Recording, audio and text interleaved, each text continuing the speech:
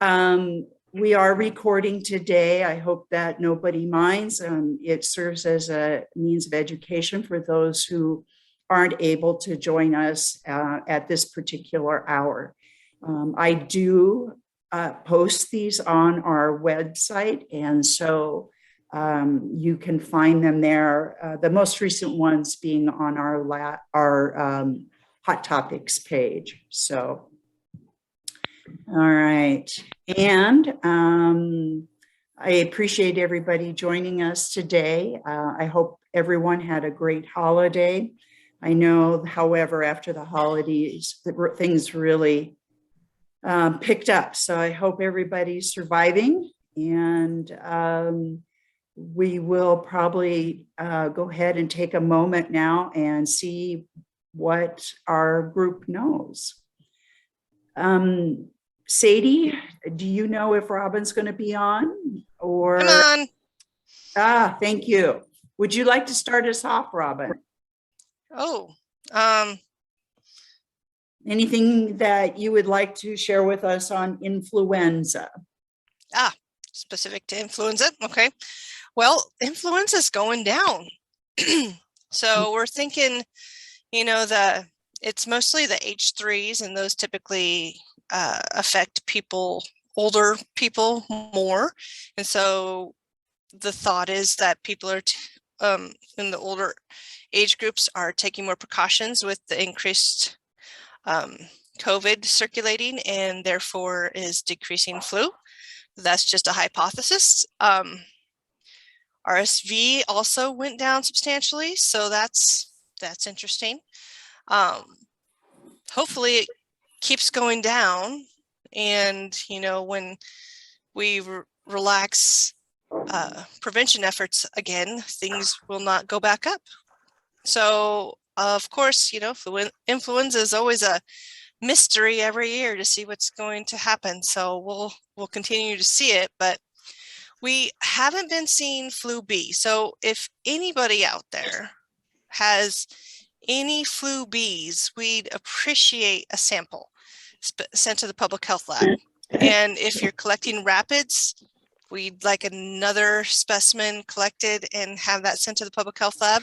We can work with getting you information to send it up there, but we just haven't had any flu Bs, so we're very interested in seeing that. And CDC says that Yamagata isn't circulating anymore, so we're kind of wondering if that is the case. So if you have any questions, feel free to contact me or Emily, who contacts you every week, Emily Saxton or Emily McCutcheon, whichever, contact the Emilys if you have any questions about sending or shipping specimens. Other than that, I just did want to mention that within our flu report, we do track the school absenteeism, and schools are just going crazy with absences, and it captures ILI and COVID. Some places are seeing upticks in flu, some places are seeing upticks in COVID, mostly COVID. But if any of you see a group of flu cases in schools, make sure that you reach out to your local health department, because we do treat flu and COVID a little bit differently. We request that people get antivirals for flu, and also vaccination and isolation as well for flu. So we don't want to forget that we have to do all the other things for flu as well. So COVID's super important, but flu is too. Thank you, Robin. Good to know. There have been a couple of deaths, if I remember right, seeing some of the earlier reports. There's been 4 flu-associated deaths. One of those was also co-infection with COVID. And one was, B. Of course, it was rapid, so, but it had a positive test. And and so it's, and is on the death certificate, and that's how we denote flu-associated deaths if influenza is on the death certificate plus a lab report saying they were positive. So those are the requirements to be counted as a flu-associated death. And a lot of those aren't captured. You know, adult flu deaths are not reportable and anything like that. So, but pediatric deaths are reportable. So if you have and know of any pediatric positive cases that have passed away, those must be reported to us immediately. Which means a call to the state, not just a report. To the state probably. or your local health department. Right. Is there anything the laboratories need to know in regards to what they have to send? I assume they're not sending every positive influenza, but certain age groups, obviously. We do want to hear from them. Well, we just want, you know, a few at the beginning of the season. It's mainly to figure out what is circulating. We pretty much know that H3 is circulating, so we don't really need those. But if you have any H1s or Bs, or, you know, if you have specimens in people that you know have passed away to confirm that, you know, that was the more severe, we would like those. So you don't need to send everything because this is for surveillance, not clinical purposes. But we do need specimens to help with vaccine, make decisions on the vaccine next year. So if you don't have any H1s or Bs, it's hard to make that decision for the vaccine to see what's going on. Have we had any non-typables that have come in?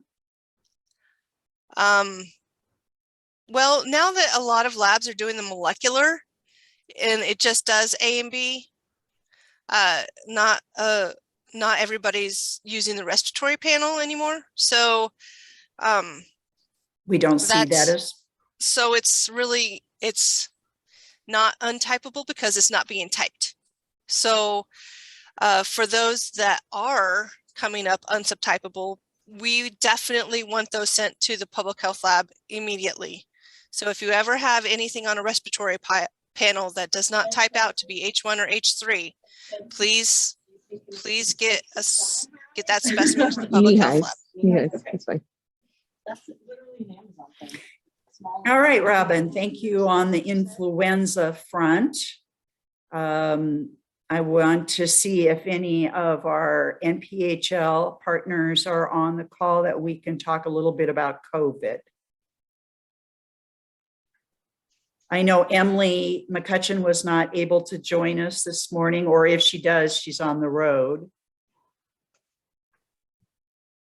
Anybody else? Is John on?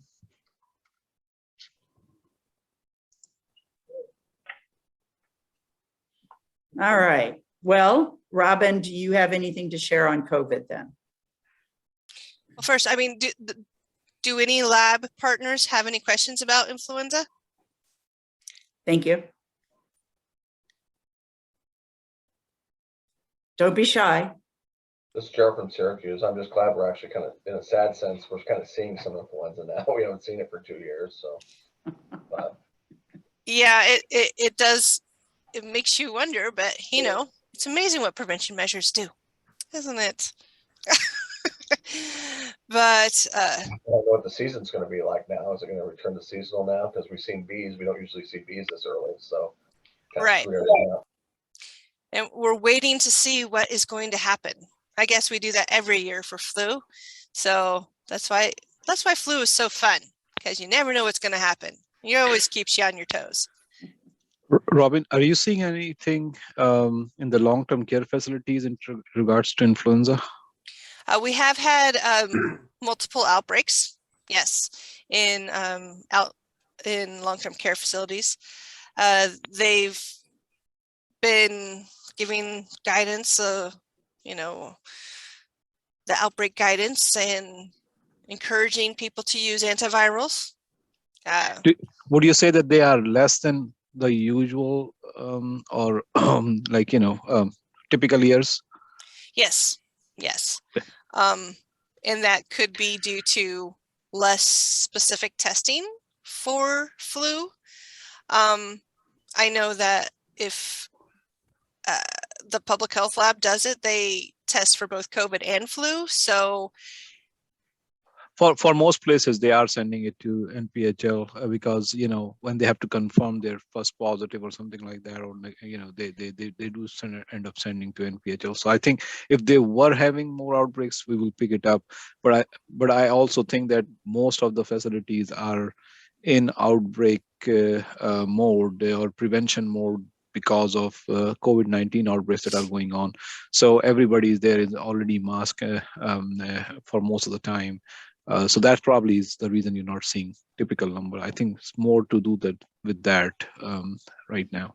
and that's great. I haven't had any deaths in any long-term care facilities due to flu. So that usually does happen. And so that's good to see. Say, Robin, this is Pete in the Public Health Lab. And Solomon, Robin had mentioned that we do influenza on all of our COVID testing. And we are seeing about a 2 to 3% positivity for influenza from our tests. So, 600 a day, we might see 18 positive flus. And maybe on a daily basis, we might have 1 or 2 that are flu and coronavirus. So we're seeing both in some cases as well. So Okay. to us, these are kind of incidental findings because people are looking for COVID and we end up getting influenza positive. So it's been going up. It hasn't been going down. Let's just say our flu positivity. Okay. And that's just, I guess, at the public health lab, because the flu positivity has been going down everywhere else, which is weird. Right. And there are a lot of other labs that are running dual multiplex tests. I know Nebraska Medicine is for flu COVID. So my predictions are we're going to see more flu in the long term after the season's over because of all these incidental findings that we're seeing that we wouldn't have been looking for it in the past. So it'll be interesting to see how the season goes. The more you test, the more you find. Yeah, that's true. Okay. Thank you, Pete. Thank you, Solomon. Good to have you both on. Pete, do you want to say anything further about COVID? Well, I guess the only thing I would like to say is I wish somebody had a magic wand and could make it go away. Our volumes continue to go up. We're approaching close to 600, 700, 800 a day. We don't know from a daily basis how many samples are going to be running. We are picking up other sites like Omaha Public Schools. We're doing their testing for them. We are looking at some of the other high testing or high sampling sites, looking to have some testing for them as well.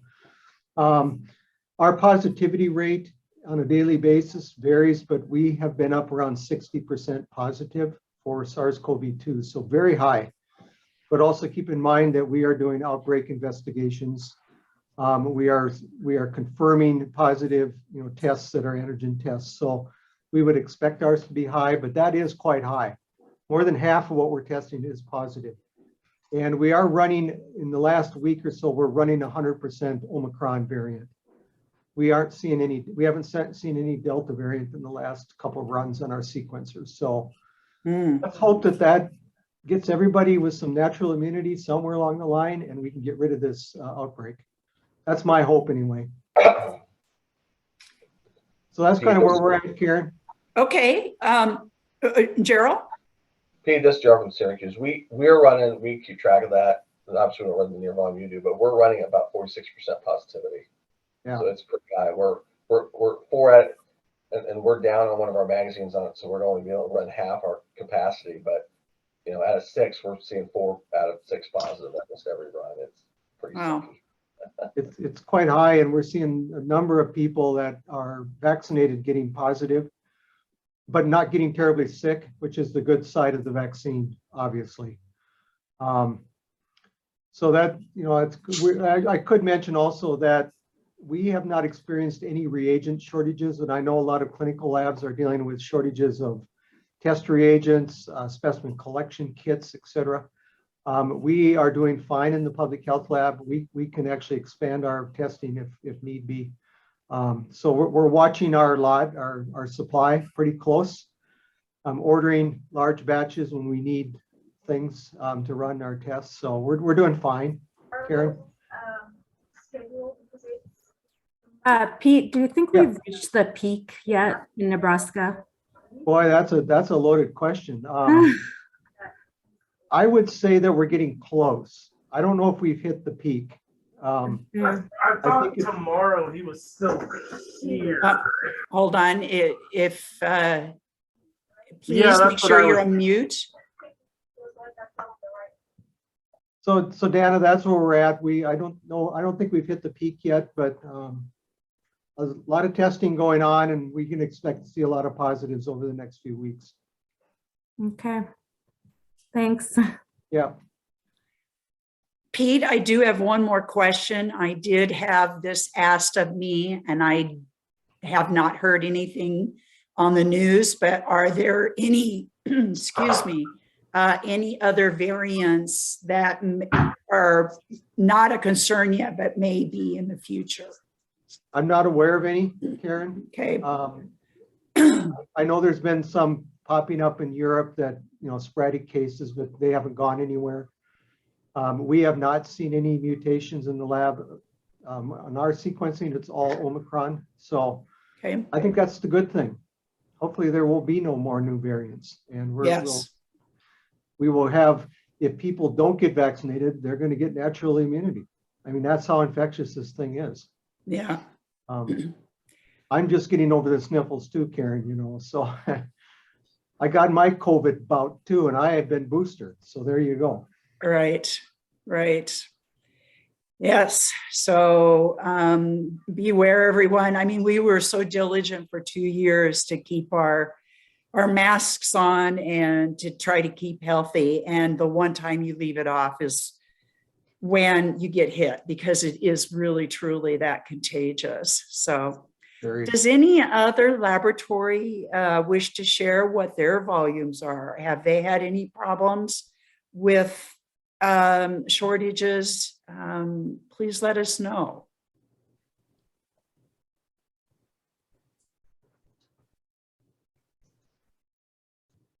All right, well, hearing none, let's go on. I wonder if, Sadie, if you have any other outbreaks you'd like to share with us. Hey, yeah, I can talk about norovirus a little bit. So norovirus activity is high. We just got our nationwide report from CDC, and it's looking like 8% positivity.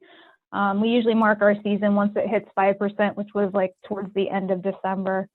And as far as outbreaks go, we're pretty much matching what we've seen previously as far as outbreaks, at least pre-pandemic. Last year with COVID, we kind of had our peak shift to April, which is unusual for us, but we're matching like 2019 and years previous for norovirus outbreaks. And just want to give the labs a heads up. We're part of a couple CDC norovirus programs, which requires us getting norovirus positive specimens to NPHL for genotyping. So we might contact you about that, especially if we have outbreaks going on. Otherwise, this is just very preliminary, but we do have a salmonella outbreak at a correctional facility in Lancaster County. It's looking to be foodborne. We've tested 15 clinical specimens, and 5 of them do have isolates for whole genome sequencing. We've also collected a number of food samples that have been sent to our Department of Ag lab, so they're doing initial screening for those samples as well. So early on in the investigation, hopefully we'll have more information for you guys next time. Sadie, does it seem like we've had more salmonella this time of year, the last few months? Yeah, and that the fact that we have a salmonella outbreak in a correctional facility, it's really deja vu, just because 2 years ago it was the same thing in another correctional facility, like salmonella. It was also December, so Yeah. it does seem unusual for sure. Yeah, it just seems like we're seeing a lot of salmonella coming to the public health lab for sequencing. Yeah, and as far as like multi-state outbreaks, I know like the big Oranienburg onion one's getting ready to close out.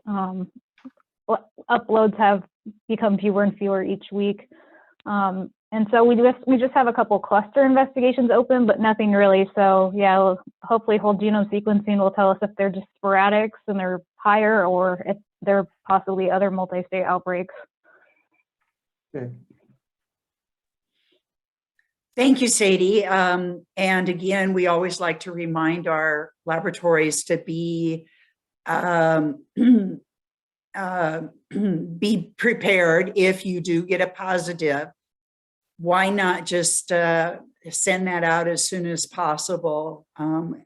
That way you don't have to get a call from us to remind you to send them in. So please alert the people who are on the benches to watch for those positives.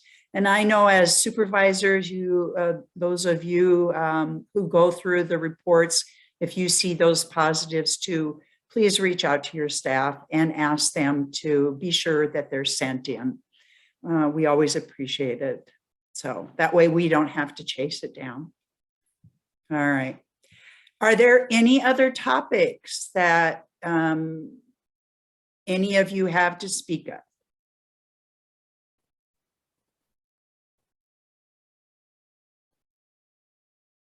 Okay.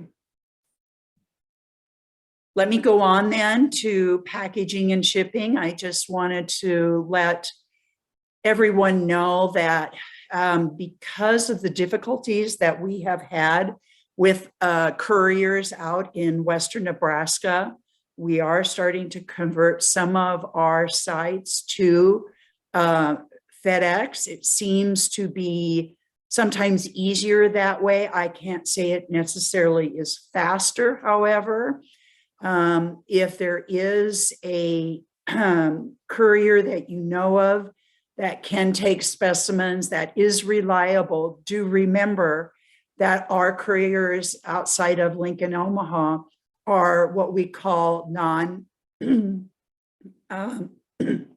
they're not private, they are non-exempt. So in other words, you have to ship everything as a category B. So packaging and shipping via FedEx does add a few extra steps. Not bad though for category B. We just have to make sure you have the right packaging, which we're always happy to provide. One thing that we have decided is we are going to try to get rid of our styrofoam. Knowing that we have just had a ton of packages, we have looked into what we can do to rid of the styrofoam. A number of packages now come with a liner. This liner is kind of a cold pack bubble wrap type of material. It is guaranteed to keep a specimen refrigerated for 24 hours. But do remember, you have to take, in order to keep something refrigerated, you'll need to use a frozen gel pack. And so you'll want to put that inside the liner as well. Now we have several different sizes of boxes. These boxes that we're now offering for all respiratory specimens, they are labeled, we have labeled them as category B. They are pressure packed. In other words, they will handle 200 pounds of pressure. And on the inside, you will receive a biohazard bag, a liner. And if you have to ship by FedEx, you'll also receive a Tyvek envelope. That Tyvek envelope will house everything that goes into the box, including the bag and the liner and the gel pack. So that's the last thing that you package up before you put it into the final box. And then any box that has any edge that is less than 4 inches, like these that we have been using currently, or just starting to use actually, are less than 4 inches. So you have to use what is called a overpack. An overpack is something that FedEx will provide. They would prefer you to use it simply because these smaller packages do seem to get lost easily, especially like the size of one like this. So we do provide those through RedCap, or you can certainly email us. So just to let you know that if you order any of these and see these come through, the reason for it is we are trying to discourage any packaging with the styrofoam. Now, this does not go for microbiology labs that need actual organisms sent to us. This is only for respiratory specimens that need to be kept refrigerator temperature. So if you have a need for this, please let us know. We've got several different sizes, anywhere from something that only holds maybe 5 specimens. We have another package that's a little bit larger that will hold probably 10 to 20 specimens. And then recently we have purchased a type of box that's 12 by 12 by 12, which is a cube-like box. And so should handle most rest of the shipments, unless you're if you're collecting from a school where you're going to have maybe 100 specimens or more. If that's the case, please let us know, because we do have boxes that big. I just won't send them out unless we know that they're going to be utilized. So any questions, or let me open it up to the laboratories. Are there any problems with shipping? Please let me know. Any courier issues? Have they been picking up on time? Have they been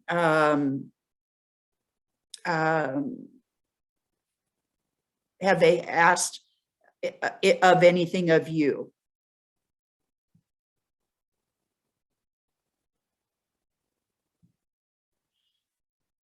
Okay. All right, so let us know if you have questions about packaging.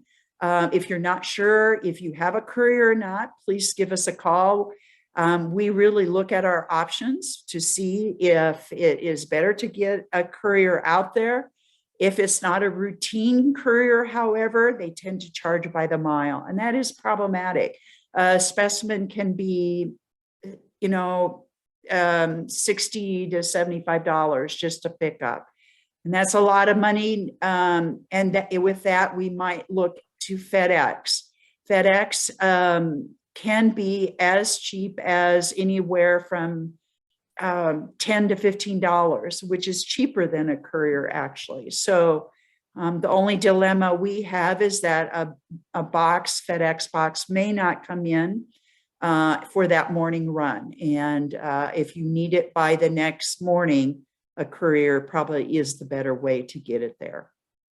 So Karen, we have a question in the chat, a couple about if you're using OnTrack, do you need the envelope? And the answer is yes, because they're not an exclusive courier. They take other things besides just medical material. If you have ProMed, they're solely medical, so they're considered exclusive, but OnTrack is not. So that's why we decided to go to these smaller boxes, right, Karen? Because they're a little bit more feasible. Yeah, they are easier for the courier to handle. Now, granted, if you're using a courier, I don't have an overpack for these smaller ones, Teresa. Is that something you think that OnTrack needs? I don't think so. Put it in, you can either, if you want to use, you don't have to, but if you want to use it, then you could put it in the regional lab bags. Yes, right. And that's good to know. Yeah, but just for FedEx, do they, if the smaller boxes that are less than 4 inches on one side are being used, FedEx might reject your specimen. But as for a courier, no, they'll just take these smaller boxes as well. So that's why they might appreciate the fact that you use smaller boxes. It doesn't take as much room in their cars. Some of these cars are pretty small too. So Teresa, thank you for that. I was not watching the chat close enough. So I got you, Karen. yeah.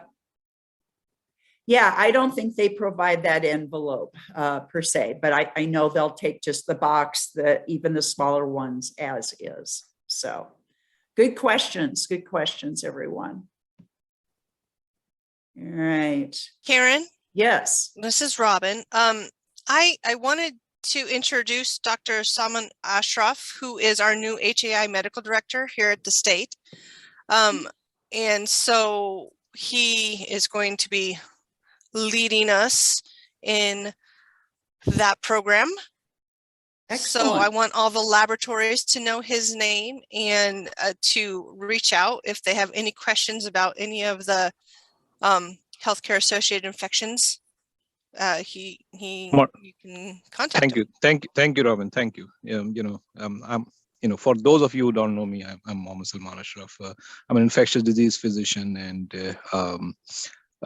I've just kind of taken over this responsibility. I have been with UNMC since 2016, so many of you know me from that role, and also from ICAP role in the past. But this is new adventure for me, new journey. So I'll probably come to know everyone, in time. But yes, anything related to healthcare associated infection, multi-drug resistant organisms, antimicrobial stewardship, anything like that, I will be the point. I will be one of the persons who can deal with that. Thank you. Salman, thank you. And it's great to have you on board in that capacity. So does anybody have any questions for Salman now? Okay. I don't know if you have a public phone number at which they can reach you or an email. Is that something you would be able to put into the chat box for us? I will put my email address, basically salman.ashraf@nebraska.gov. And phone number, I'm still awaiting to be assigned to me. So as soon as it gets assigned, I will share that with you guys too. Okay, that sounds great. Yeah. I was looking through to see, I know that there was another comment in chat regarding Christy Nickel. Did we answer your question that you periodically have labs working together here? Not quite sure what your question is, but did we? It wasn't a question, just a comment. You had asked if we were having trouble getting supplies for COVID testing. And okay. It's kind of hit or miss. Sometimes we're just fine and sometimes it's rough. And so we've just really coordinated more with our other labs in the Bryan system and making sure that we're sharing it and not running out in different areas. Great. That's excellent to know. And I suspect that's probably true for our CHI partners as well. Certainly reach out to us if you have any problems. We could see what we could do, but on the other hand too, you're welcome to send us specimens if need be too. I don't see any other questions, and I think that's all I had for packaging and shipping. Let me go back to the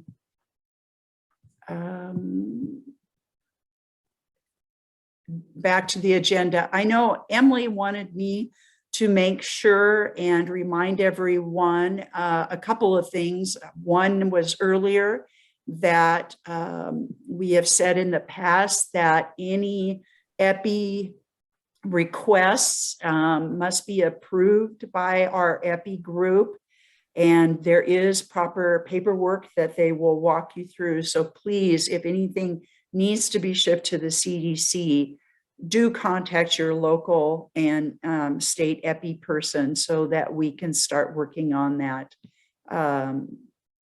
particular request. Also, the other reminder is that New Alert can be used for all orders, not just COVID. And I wanted to share, if I can move this over to, I'm going to stop sharing, but move on to a different screen. If we do go to our website, you can access New Alert there by simply logging on. And actually I had logged on earlier, so it kind of skipped that step, but new lab orders would be right on top. Granted, you don't necessarily see on the home page the orders. You see only the order for the COVID, but you can do all other lab orders through that particular function right there. So, all right, with that, I don't have anything else on the agenda. Does anybody have any questions for our group? Karen, this is Gerald. Something that's been on my mind is everybody, and I know this has been asked before, is everybody sending all their positives for sequencing? We have, but with our positivity being so high, honestly, it's just a pain in the neck to put them all in New Alert. I mean, we sent a humongous bag to you guys last week. We're cutting back this week because it just takes too much time for us to process all this through New Alert because we were sending. Right. And we don't expect you to sequence them all, so we're not saying that, but it's just, it's getting to be unmanageable for us, honestly, on our side. Gerald, this is Pete in the public health lab. No, we don't want all your positives. We have plenty of positives coming from our lab alone to keep our sequences full. But if you do have unusual cases, let's say a hospitalized patient, an unusual outbreak maybe, or one that is just not acting normal in your laboratory, those might be samples to send to us for testing and or sequencing. And again, if you do send them to us for sequencing, it's very nice if we could get your CT value if you have it available, because we can only sequence those that have higher viral loads. So and we're pre-screening ours. I mean, we're not sending you. It's 29 and below, so we pre-screen them all. Okay. We don't even send them if we don't think they're going to make it. So.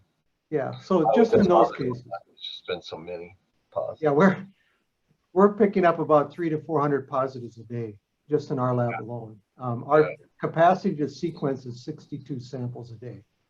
That's it. So keep that in mind. Yeah, it's our capacity to enter in too many samples in New Alert. It's getting lower and lower as we go. Yeah, no, but you know, like I say, you if you have those unusuals, we'd be happy to do some sequencing for you. Okay. Good to know. We did get a copy of your guys' report that you guys put out for all the sequencing. That was a nice report, by the way. So I don't know who was in charge of that, but. Which one is that, Gerald? I can't remember who it came from. I think that was Dr. Asheroff to put that, or it was kind of an overall summary of what's been done, kind of different health departments and how it's sequenced and what their percentage was. So it was kind of it was a nice report. Good to know. Thank you. All right. Any other questions? Might be Dr. Donahue. He was giving out some report too, so he might be him. Okay. Yeah, I'm not sure. It was, like I said, it kind of showed the positivity rate and kind of the trending a little bit. I mean, our infectious disease nurse gave it to me. So she said, the fruit of our labor for sending samples to you guys. So it was a little bit some feedback. Okay. Say, Gerald, which lab do you represent? What city? You're muted. Oh, he's from Syracuse. Syracuse, okay. We do like to get samples from out state too for sequencing, just so we can not just cover the eastern part of the state, but also the central and western parts. So samples from those areas are good as well. Okay, yeah. I know that there's been some question about our criteria of taking specimens. We can't take them all, but do we have anything in paper yet? I think the last criteria I had, Pete, was from 2020. So I took that off of our website. I wondered if there was any thing we should be putting on the site now to update it. We can talk about it, Karen. I think there was a HON that lists what we're looking for. Okay, yeah, that would be nice. Yeah. Karen, this is Christy Nicolata Bryan. I have another question for the submissions of positives. The last request we received was to go ahead and send anything that was on kids under 18 that were positive. Do you still want those, or can we discontinue that as well at this point? I would say discontinue, because we're getting so many that seems to be a high positivity group of people. So I would say thank you very much for that. Okay. We will comply. Okay, very good. Thank you.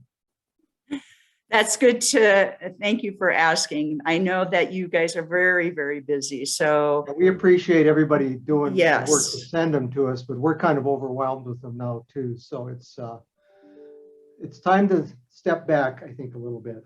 yes. All right. Any other topics of concern? Karen, it looks like there's some people would like to get a copy of that sequencing report in your chat box. Okay. Could you get their names and yeah, I definitely will. In fact, that might be something we could put on our website. Maybe that's the way to do it. Yeah, so Let people know have it's access. Yeah. We'll do. So, all right.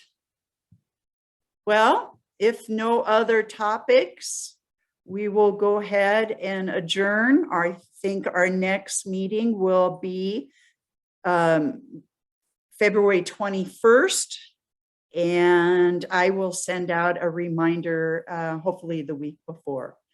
Thank you everyone for joining us. Thanks, and Karen. have a great week. Bye-bye now.